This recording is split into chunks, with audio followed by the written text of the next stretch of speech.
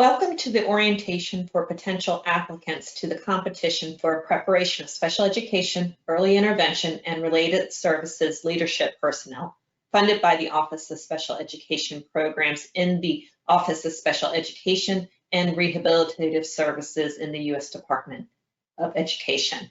I am Celia Rosenquist, a project officer at OSEP and the competition manager for this competition. The assistance listing number, previously called the Catalog of Federal Domestic Assistance Number, or CFDA, is 84.325D. Next slide.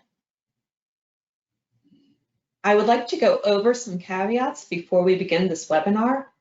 First, the intent of this presentation is to provide guidance only, and the information contained in the webinar provides a general summary of the information contained in the notice inviting applications and the application package.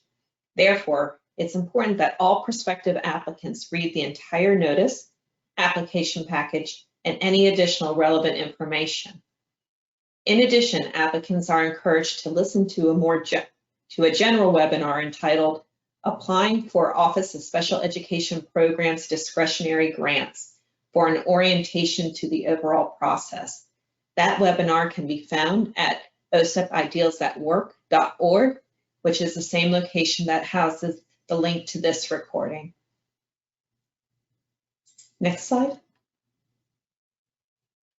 Please be aware of application timelines. The notice was published in the Federal Register on April 8th, 2021. All applications are due on June 7th, 2021 at 11:59 and 59 seconds in the PM.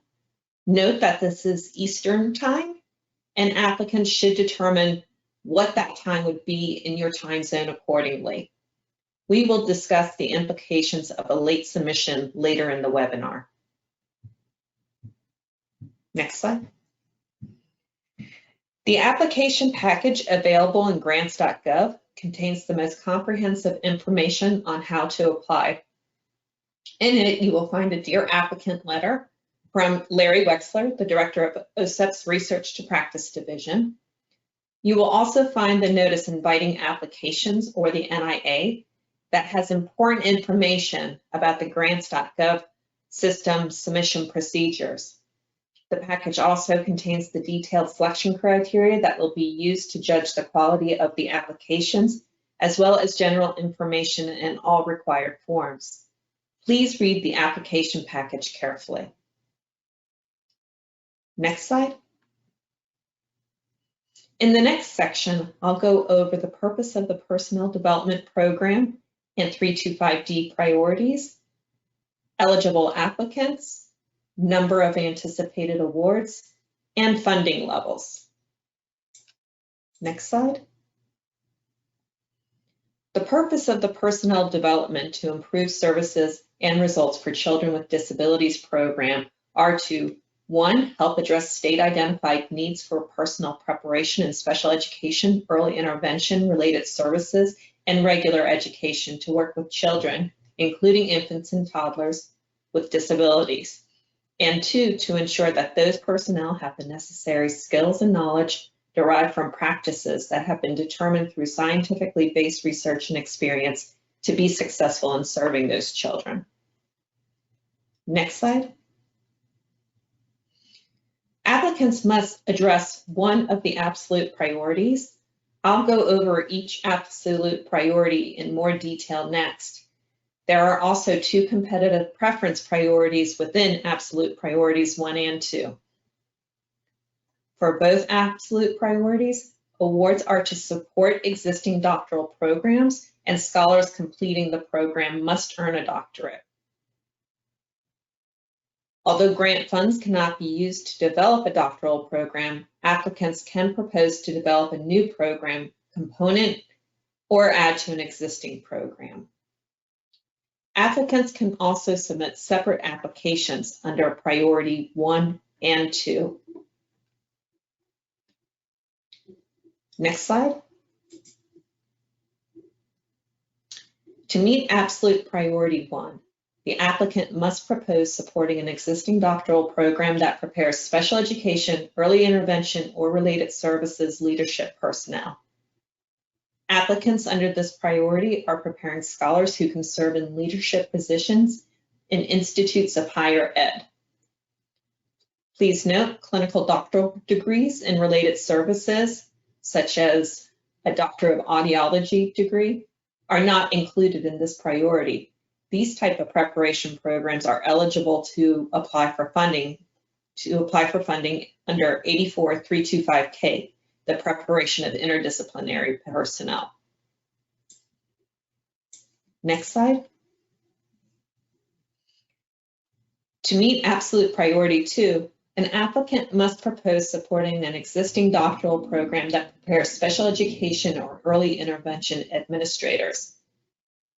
Applicants under this priority are preparing scholars who can serve in leadership positions as administrators, such as LEA, special education directors, or early intervention coordinators. Please note that the preparation of school principals is not included under this priority. Next slide. An applicant can receive 3 additional points for each competitive preference priority. For competitive preference priority 1, an applicant can receive 3 additional points for proposing an IHE partnership consisting of 2 or 3 institutions. Applicants will need to describe the high need area where there are leadership shortages, opportunities provided to scholars through the partnership, and address policies, procedures, standards, and fiscal management of the partnership. For competitive preference priority 2, 3 additional points can be received if an applicant has not had an active grant under this program, including through membership in a group application, in the last 5 years. A grant is active until the end of the grant's funding period, including any extensions of those periods. And once again, these competitive preference priorities apply to both absolute priority 1 and absolute priority 2. Next slide. Eligible applicants are IHEs and private nonprofit organizations. We anticipate up to 19 awards for individual IHEs. And under absolute priority 1, we anticipate funding at least 13 high-quality individual IHE applications meeting the requirements. And under absolute priority 2, we anticipate funding 6 high-quality individual IHE applications meeting the requirements. However, please note that the total number of awards may change depending on the number of group applications under each absolute priority, as well as the number of high-quality applications received under each priority. Next slide. There are budget limits.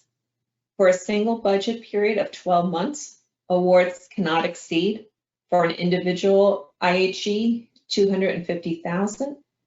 For a 2-group IHE application, $500,000. And for a 3-group application, $750,000. Projects can propose a project period up to 60 months. Next slide. In this section, I will go over the application information, including the application narrative and selection criteria, project assurances and requirements. And once again, this webinar provides a general summary of the information contained in the notice inviting applications and the application package. Please make sure to read the entire notice, application package, and any additional relevant information if you intend on applying. Next slide.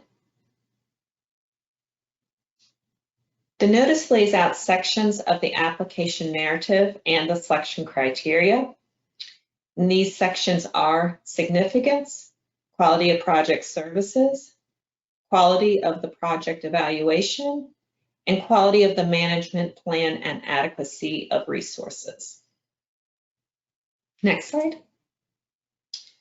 For significance, applicants need to address the significance of the proposed project, which include data demonstrating need, data demonstrating success of the program, expected scholar competencies, and the conceptual framework of the program. Next slide.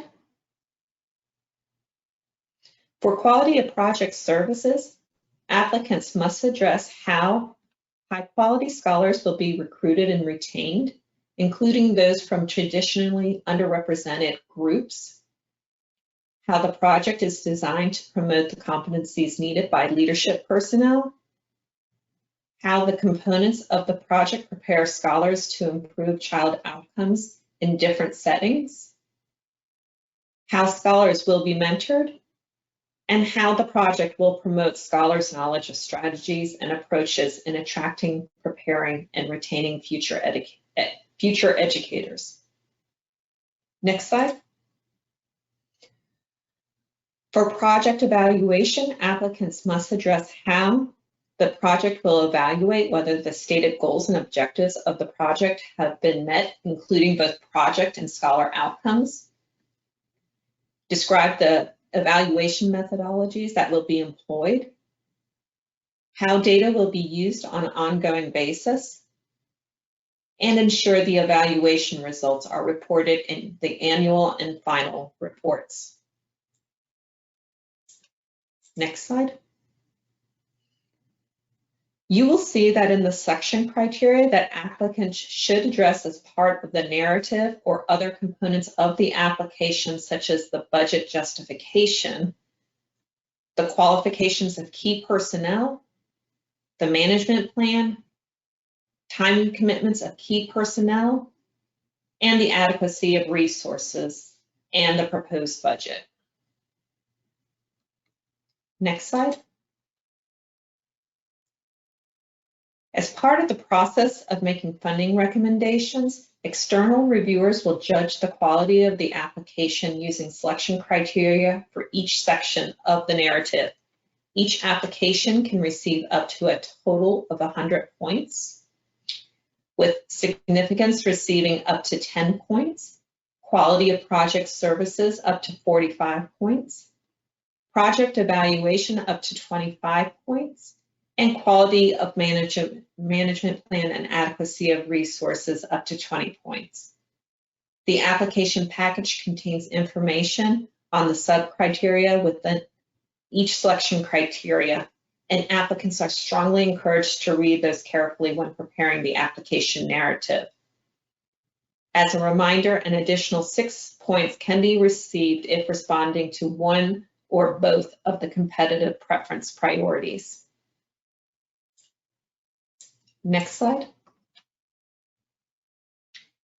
In addition to the narrative sections an applicant must address, there are a number of project assurances applicants are also required to meet. These project assurances include that the project syllabi need to be included in Appendix B. All scholars will be recruited and enrolled within the first 12 months of the project, or provide documentation scholars can still complete the program if they are enrolled after the 12 months.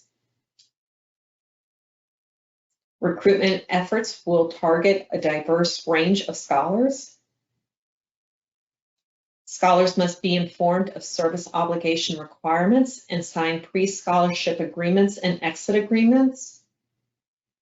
Disbursements of scholarships is the cost of attendance to the doctoral program, and assurances that the project is meeting the statutory requirements of 662E through H of IDEA.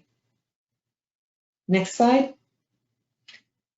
Additional assurances include a minimum of 65% of the total budget must go towards scholar support. Ensure that a revised project budget will be submitted should the project not be able to recruit and enroll the proposed number of scholars. Budget for the attendance for the project director's meeting. Next slide. Applicants must indicate they will participate in OSEP-supported cross-project opportunities. If a website is created, it must be accessible. Grantees must post progress on the project or the university website. Scholar accomplishments must be reported in the annual and final reports. And finally, submitting annual data as required on scholars for the purposes of scholars' service obligation and program reporting requirements. Next slide. Lastly, all OSEP-funded projects must indicate that they will make positive efforts to employ and advance in employment qualified individuals with disabilities, that the project will involve individuals with disabilities or parents in planning, implementing, and evaluating the project, and the steps the project will take to ensure equitable access to and participation in its services by program beneficiaries with special needs. Next slide. In this next section, we will cover some general information related to submitting an application.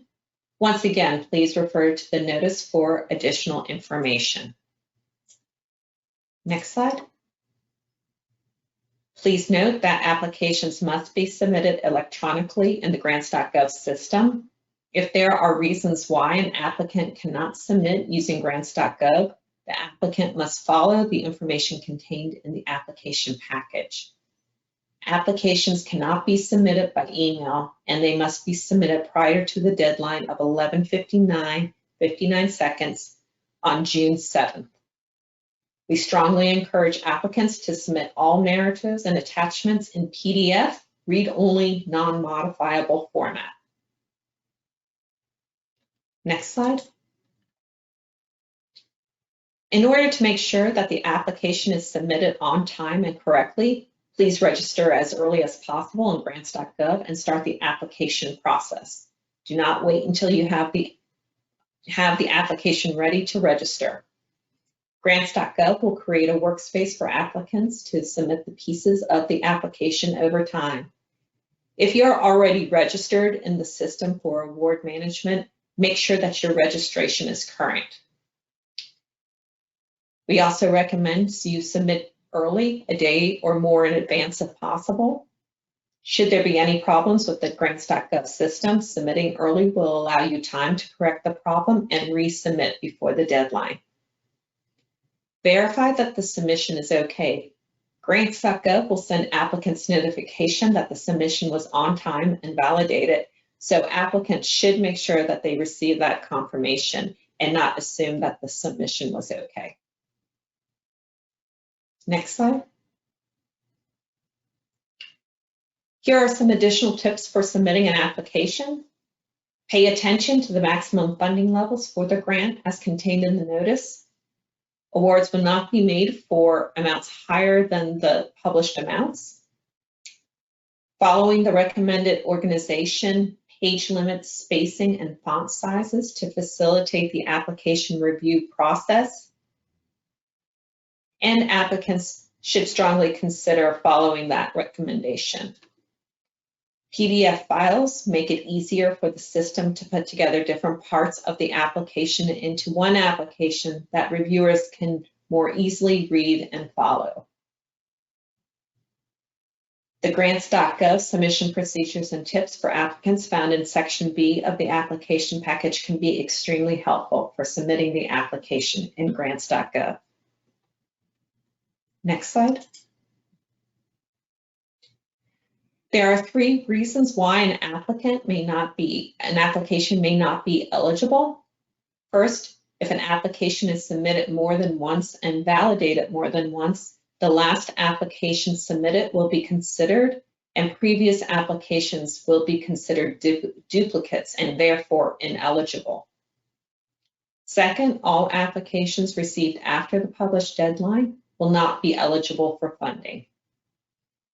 Third, applications that do not address the priority will also not be eligible for funding. For example, an application proposing to build a school or establish an after-school program or provide tutoring services for children with disabilities will not be eligible, since that is not the purpose of this priority. Once again, the purpose of this particular priority is the preparation of leadership personnel. Next slide. As previously mentioned, this webinar covers highlights of what's contained in the application package and priority. If you will be submitting an application, please make sure to read the entire notice, application package, and any additional relevant information. If you have additional questions, please contact me by email at celia.rosenquist@ed.gov, which is the preferred approach. However, you can also contact me by phone at 202-245-7373. Thank you.